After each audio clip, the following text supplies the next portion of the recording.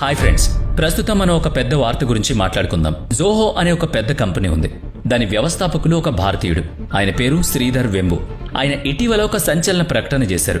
మేం మైక్రోసాఫ్ట్ ను ఓడించగలం అని.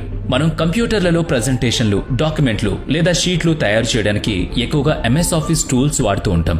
నేను పవర్ పాయింట్ వాడతాను, కొందరు వర్డ్ వాడతారు, మరికొందరు ఎక్సెల్. ఈ సేవలకు మైక్రోసాఫ్ట్ నెలవారీగా లేదా వార్షికంగా కొంత ఛార్జ్ చేస్తూ ఉంటుంది. ఇలాంటి ఒక దిగ్గజ కంపెనీని మన భారతదేశానికి చెందిన ఒక కంపెనీ మేం మిమ్మల్ని ఓడించగలం అని సవాల్ విసిరింది. ఈ మాట వినగానే మనకు ఆశ్చర్యం కలుగుతుంది. అసలు మైక్రోసాఫ్ట్ ఎక్కడ కంపెనీ? మనందరికీ తెలుసు, అది ఒక అమెరికన్ కంపెనీ. దాని ప్రస్తుత విలువ ఎంతో తెలుసా? $4 ట్రిలియన్. ఈ $4 ట్రిలియన్ అంటే ఎంత పెద్ద మొత్తమో తెలుసా? ఇది మన మొత్తం భారతదేశ జీడీపీ కంటే ఎక్కువ. అంటే మీరు ఆ కంపెనీని కొనాలంటే మన దేశ జీడీపీ కంటే ఎక్కువ డబ్బు వాళ్ళకి చెల్లించాల్సి ఉంటుందన్నమాట. ఇలాంటి ఒక దిగ్గజ కంపెనీని మన భారతీయ కంపెనీ ఛాలెంజ్ చేసింది. ఈ సవాలు బయటకు రాగానే దీనికి సంబంధించిన మరో విషయం కూడా వెలుగులోకి వచ్చింది. మన భారత ఐటీ శాఖ మంత్రి అశ్విని వైష్ణవ్ ఈ విషయంపై స్పందించారు. ఆయన కూడా ఒక IIT పూర్వ విద్యార్థి. ఆయన ఒక ట్వీట్ ద్వారా ఒక సమాచారం ఇచ్చారు. ఈ రోజు మేము మా ప్రెజెంటేషన్ మొత్తాన్ని జోహోపై తయారు చేశామని. ఒకవైపు ఒక కంపెనీ మేము మైక్రోసాఫ్ట్ ను పక్కకు నెట్టగలం అని ప్రకటించింది. మరోవైపు మంత్రి గారు అదే కంపెనీ గురించి ప్రస్తావించారు. ఇక ఇది వార్త కాకుండా ఎలా ఉంటుంది? దీంతో జోహో వర్సెస్ మైక్రోసాఫ్ట్ అనేది ట్రెండింగ్ అయిపోయింది. మీలో చాలా మంది బహుశా ఈ జోహో అనే పేరును గత కొద్ది రోజుల్లో వినుండకపోవచ్చు. ఎందుకో తెలుసా? ఎందుకంటే ఈ కంపెనీ తాము ప్రకటన చేయమని చెబుతోంది. ప్రకటనలు చేయకపోతే అసలు మార్కెట్లో వీళ్లు ఉన్నారా? ఇది ఎంత పెద్ద కంపెనీ అని మీకు అనిపించొచ్చు. దీనికోసం మీకు ఒక సంఖ్య చెబుతాను. హురున్ లిస్ట్ ప్రకారం ఈ కంపెనీ విలువ 1,00,000 కోట్లుగా అంచనా వేయబడింది. మీరనొచ్చు, మైక్రోసాఫ్ట్ విలువ $4 ట్రిలియన్ కదా అని. అవును, కానీ ఈ 1,00,000 కోట్లు అంటే దాదాపుగా $12 బిలియన్ విలువ కలిగిన కంపెనీ. ఇది ఒక బూట్ స్ట్రాప్డ్ కంపెనీ. అంటే పెట్టుబడంతా వాళ్ల సొంత డబ్బుతోనే పెట్టారు. ఎలాంటి విదేశీ నిధులు లేవు. మొత్తం సొంత డబ్బుతోనే ఈ కంపెనీ నిర్మించారు. 12 బిలియన్లు కూడా చాలా పెద్ద విలువే. భారతదేశంలో చాలా స్టార్టప్లు ఇంత విలువను చేరుకోలేవు. ఒకవేళ ఈ కంపెనీ భారత స్టాక్ మార్కెట్లో లిస్ట్ అయితే దాని విలువ ఆకాశాన్ని అంటుతుంది. కాబట్టి మనకు అర్థమైంది ఏంటి అంటే, ఇది ఏదో కొత్తగా పుట్టుకొచ్చిన కంపెనీ కాదు. ఇది కేవలం మాటలు చెప్పే సంస్థ కాదు, చేసి చూపించే సంస్థ. అందుకే మేము మైక్రోసాఫ్ట్ ను రీప్లేస్ చేయగలమని జోహో చెప్పుకొచ్చింది. అయితే మంత్రులు అశ్విని వైష్ణవ్, ధర్మేంద్ర ప్రధాన్ ప్రస్తావించిన ఈ కంపెనీని నడుపుతోంది ఎవరు? ఆయనే శ్రీధర్ వెంబు. ఈయన ఒక దక్షిణ భారతీయుడు. తమిళనాడులో చెన్నైలో నివసిస్తున్నారు. ఆయన చేసిన ఒక ప్రకటన ప్రజల్లో దేశభక్తిని ఒక కొత్త స్థాయికి తీసుకువెళ్లింది. కొద్ది రోజుల క్రితం ట్రంప్ H-1B వీసా విషయంలో భారతీయులను మీరు కేవలం డబ్బు కోసం పనిచేసే కూలీలు అన్నట్లుగా భావించేలా చేశారు. ఈ అవమానకరమైన భావనను ఎదుర్కొన్న భారతీయులను ఉద్దేశించి శ్రీధర్ వెంబు ఒక మాట అన్నారు. H-1B వీసా కారణంగా భారతదేశానికి తిరిగి వస్తున్న భారతీయులు ఎవ్వరూ భయపడొద్దని అన్నారు. వాళ్ళు కేవలం 5 సంవత్సరాలు ఈ దేశంలో నిబద్ధతతో పనిచేస్తే చాలు. మనం దేనికి భయపడాల్సిన అవసరం ఉండదు. మనం ప్రపంచాన్ని ఓడించగలం. భారతదేశంలో కూర్చుని ప్రపంచానికి సవాల్ విసరగలమని ఆయన భరోసా ఇచ్చారు. ఆయన కేవలం దేశీయంగానే పనిచేస్తారేమో అని మీరు అనుకోవచ్చు. కానీ 60కి పైగా దేశాల్లో ఈ కంపెనీ క్లయింట్స్ ఉన్నారు. H-1B వీసా కోసం ఆరాటపడకండి. దేశానికి వచ్చి పనిచేయండి. 5 ఏళ్లలో మీరు సంచలనం సృష్టిస్తారు అని ఆయన చెప్పిన మాటలు ఎంతో స్ఫూర్తిదాయకం. ఈ మాటలతో ఆయన స్వదేశీ ఉద్యమానికి ఒక నాయకుడిగా నిలిచారు. నిజానికి సోషల్ మీడియాలో ఏ ట్రెండ్ ఎక్కువ రోజులు నిలవదు. కానీ ప్రస్తుతం జోహో వార్తల్లో ఉంది కాబట్టి మనం దీని గురించి మాట్లాడుకుంటున్నాం. ప్రత్యేకంగా మన ప్రధాని స్వదేశీ స్ఫూర్తిని రగిలిస్తున్న ఈ సమయంలో ఈ చర్చకు మరింత బలం చేకూరింది. ఈ చర్చకు ఆజ్యం పోస్తూ కేంద్ర మంత్రి అశ్విని వైష్ణవ్ కూడా జోహోను ఉపయోగించాలని, దానికి మారాలని పిలుపునిచ్చారు. ఈ విషయాన్ని ఆయన సోషల్ మీడియాలో ట్వీట్ కూడా చేశారు. చూడండి, ఇది అశ్విని వైష్ణవ్ ట్వీట్. దీనిలో ఆయన జోహోపై తన స్లైడింగ్ చూపిస్తున్నారు. నేను జోహోకు మారుతున్నాను. నా డాక్యుమెంట్లు, స్ప్రెడ్ షీట్లు మరియు ప్రెజెంటేషన్లను జోహో పైన తయారు చేస్తున్నానని, స్వదేశీ వైపు వెళ్లడానికి ఇదొక ప్రయత్నమని ఆయన రాశారు. ఈ ట్విట్టర్పై శ్రీధర్ వెంబు వెంటనే స్పందించారు. మంత్రి అశ్విని వైష్ణవ్ చెప్పిన ఈ మాట దేశవ్యాప్తంగా వెంటనే వైరల్ అయింది. ఆయన రైల్వే మంత్రిత్వ శాఖను కూడా చూసుకుంటున్నారు కాబట్టి రైల్వే శాఖకు సంబంధించిన ఒక ప్రెజెంటేషన్ ఇస్తున్నారు. ఆ ప్రెజెంటేషన్ ప్రారంభంలోనే నేను పవర్ పాయింట్ ప్రెజెంటేషన్ ఇవ్వడం లేదు, నేను జోహో షో వాడుతున్నాను అని ఆయన చెప్పారు. ఈ ప్రెజెంటేషన్ మొత్తం మైక్రోసాఫ్ట్ పై కాకుండా జోహో పైన తయారైందని స్పష్టం చేశారు. ఇక్కడ 2 పెద్ద విషయాలు జరిగాయి. మొదటిది, ప్రభుత్వం ఒక స్వదేశీ కంపెనీకి ప్రచారం కల్పించడం. దాంతో ఆ కంపెనీ దేశవ్యాప్తంగా వైరల్ అయిపోయింది. ఇది స్వదేశీ ఉద్యమానికి ఒక కొత్త ఊపునిచ్చింది. చాలా కాలంగా మనలో ఒక ప్రశ్న ఉంది. మనం స్వదేశీ రంగంలో ఎందుకు ఏమీ చేయలేకపోతున్నాం? ప్రతి పెద్ద కంపెనీ అమెరికన్దే ఎందుకు? మనం చైనాలాగా ఎందుకు చేయలేం? ఇలాంటి ప్రశ్నలు అడుగుతున్న సమయంలో ఈ సంఘటన ఒక పెద్ద బూస్ట్ను ఇచ్చింది. ఈ చర్చతో Zoho show, Zoho work drive వంటి ఉత్పత్తులు వెలుగులోకొచ్చాయి. అలాగే మరో మంత్రి ధర్మేంద్ర ప్రధాన్ కూడా ఒక మెసేజ్ షేర్ చేశారు. మనం వాట్సాప్ వాడినట్లే జోహో వారి అరెట్టై అనే సాఫ్ట్వేర్ ఉందని, అది కూడా వాట్సాప్ లాంటి మెసెంజర్ అని, అది కూడా అప్లికేషన్ అని అందులో ఉంది. మనకంటూ సొంత సోషల్ మీడియా ప్లాట్ఫామ్ లేదని, ప్రతిదానికి అమెరికన్ కంపెనీలపైనే ఆధారపడుతున్నామని మనం బాధపడేవాళ్ళం. కానీ ఇప్పుడు ఒక్క జోహో కంపెనీయే మనకు ఎన్నో సేవలు అందిస్తోందని తెలిసిందే. వాటిలో notebook, Zoho show, Zoho books, Zoho invoice, Zoho billing, click, cash book, app notebook, Zoho 9 వంటి ఎన్నో ఉన్నాయి. ఈ ఉత్పత్తులన్నీ మైక్రోసాఫ్ట్ ఉత్పత్తుల మాదిరిగానే ఉంటాయి. నేను మాట్లాడుతున్నది పవర్ పాయింట్ లాంటిదే జోహో షో, మరియు దాన్ని కూడా అదే విధంగా ఉపయోగించుకోవచ్చు. ఒక స్వదేశీ కంపెనీ కూడా ఒక విదేశీ కంపెనీ తయారు చేస్తున్న అన్ని ఉత్పత్తులను నెమ్మదిగా తయారు చేయడం ప్రారంభిస్తుంది.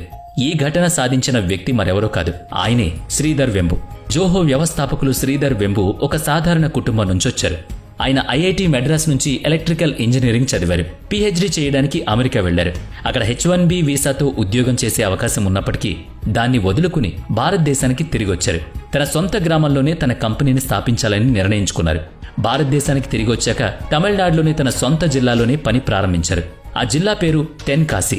ఆయన తన కంపెనీని అక్కడే స్థాపించారు. ఈరోజు మనం దేశంలోని చిన్న నగరాల్లో కూడా చాలా స్టార్టప్లు ఎలా ప్రారంభమవుతున్నాయో ఇది కూడా అలాంటిదే.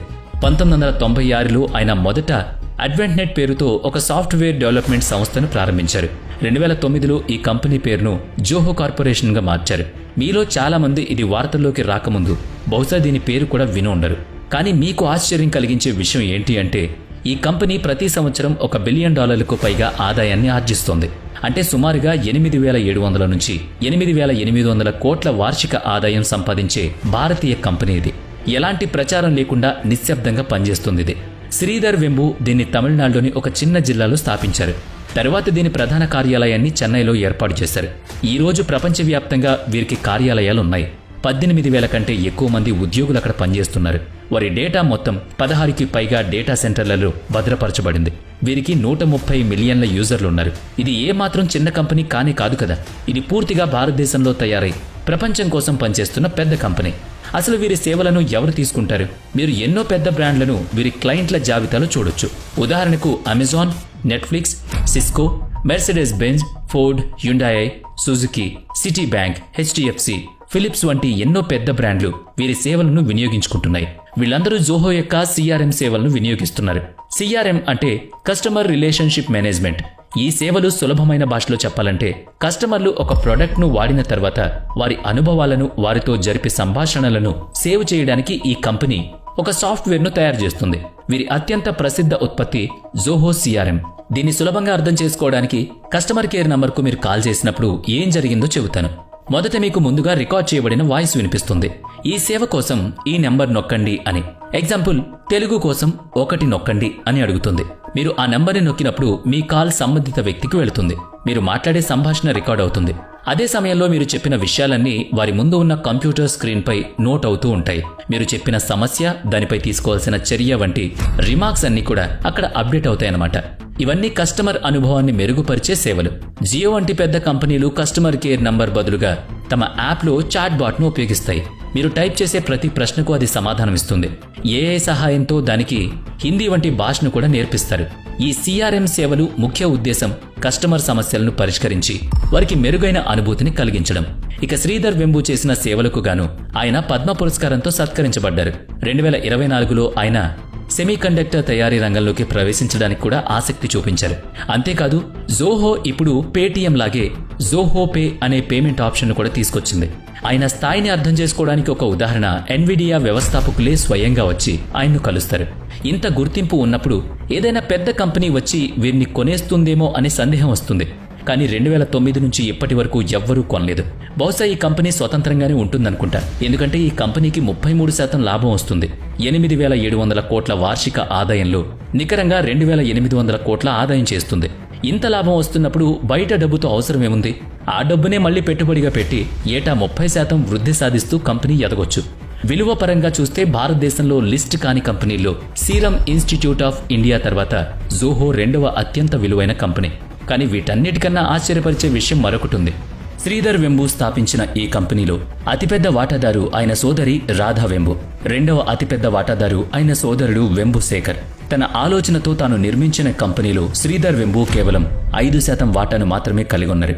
ఇది ఒక కుటుంబం యొక్క బలాన్ని చూపిస్తుంది. మొత్తం మీద శ్రీధర్ వెంబు భారతదేశానికి వచ్చి కేవలం పనిచేయడమే కాదు, తన కుటుంబాన్ని, సంస్కారాలను కలుపుకొని స్వదేశీ స్ఫూర్తితో తన పనిని ప్రారంభించారు. ఈ కారణంగానే అతను ఒక్క రోజులో దేశవ్యాప్తంగా ప్రసిద్ధి చెందారు. జోహోకు సంబంధించిన కొన్నిటిని మంత్రి ధర్మేంద్ర ప్రధాన్ తన సోషల్ మీడియాలో పంచుకున్నారు. ప్రజలు ఇప్పుడు జోహో మెయిల్ వాడడం గురించి చర్చించుకుంటున్నారు. జోహో ఇప్పుడు తాము ఒక సాఫ్ట్వేర్, సర్వీస్ మరియు టెక్నాలజీ ప్రొవైడర్ అని చెప్పుకుంటోంది. దేశంలో స్వదేశీ ఉద్యమ స్ఫూర్తి వెలువరిస్తున్న ఈ సమయంలో ఈ సేవలన్నీ జోహోకు చాలా ఉపయోగపడబోతున్నాయి. ఇక గూగుల్ క్యాలెండర్కు బదులుగా జోహో క్యాలెండర్ వాడొచ్చు. వాట్సాప్కు బదులుగా అరేటే ఉపయోగించొచ్చు. అనేక అప్లికేషన్లకు ప్రత్యామ్నాయాలు జోహో వద్ద అందుబాటులో ఉన్నాయి. ఈ వార్త అమెరికా H-1B వీసా విషయంలో భారతీయులతో కఠినంగా వ్యవహరించడానికి సిద్ధమవుతున్న సమయంలో వైరల్ అయింది. ఆ సమయంలో శ్రీధర్ వెంబు ఏమన్నారంటే, H-1B వీసా కోల్పోయిన వాళ్లు బాధపడకండి, భయపడకండి, భారతదేశానికి రండి, ఇక్కడ చాలా అవకాశాలున్నాయని చెప్పడం ఒక పెద్ద విశేషంగా మారింది. స్వదేశానికి తిరిగి రావడానికి ఇదే సరైన సమయం కావచ్చు. మీ జీవితాన్ని తిరిగి నిర్మించుకోవడానికి కేవలం 5 సంవత్సరాలు వెచ్చిస్తే మిగతా జీవితం అంతా మన దేశంలో మనం దర్జాగా బ్రతకొచ్చు అంటున్నారు. ఆయన ఇక్కడ సింధీల ఉదాహరణను కూడా తీసుకొచ్చారు. ఒకప్పుడు సింధీలు కూడా తమ సర్వస్వం వదులుకుని భారతదేశానికి వచ్చారని, కానీ ఈ రోజు వాళ్ళు ఇక్కడ చాలా బలమైన స్థితిలో ఉన్నారని అన్నారు. అలాగే H-1B కోసం అమెరికాలో ఉన్న భారతీయులు మీరు మొదట నష్టపోయినా 5 ఏళ్లలో చాలా బలమైన స్థితిలో ఉంటారని చెప్పారు. ఈ వార్తను ముందుగా మంత్రి అశ్విని వైష్ణవ్ సోషల్ మీడియాలో ప్రచారం చేశారు. దీంతో ఆయన్ను చాలా మంది హేళన చేశారు. మీరు యాపిల్ ఫోన్ వాడుతూ ట్విట్టర్లో మెసేజ్ చేస్తూ స్వదేశీ గురించి మాట్లాడొద్దని చాలా విమర్శలు గుప్పించారు. కానీ ఎవరో ఒకరు మొదలు పెట్టాలి కదా. అందుకే ఈ దేశానికి జోహోను పరిచయం చేసేందుకు మన కేంద్రం చాలా తాపత్రయపడుతోంది.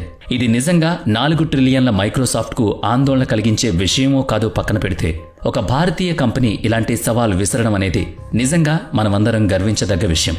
ఏమో గుర్రం ఎగరవచ్చు అనే ఊహలు కాదు, ఖచ్చితంగా ఒక్క అడుగు పడిన తర్వాత అది ఎంతవరకు అయినా వెళ్లే అవకాశం ఉంటుంది. ఎందుకంటే ఇప్పుడు భారత్ అభివృద్ధి చెందుతున్న దేశంగా కాకుండా అభివృద్ధి చెందడానికి ఉవ్విళ్ళూడుతున్న దేశంగా గొప్ప అడుగులు వేయడం మనందరం చూస్తున్నాం. కాబట్టి ఇలాంటి వాళ్ళందరినీ మనం ఆదరిద్దాం, మన స్వదేశీ వాటిని వాడదాం, విదేశాలకు బుద్ధి చెప్తాం. ఇలాంటి మరిన్ని ట్రెండింగ్ వీడియోస్ కోసం మన ఛానల్ని తప్పకుండా సబ్స్క్రైబ్ చేసుకోండి. నెక్స్ట్ వీడియోలో మళ్ళీ కలుద్దాం. Thanks for watching.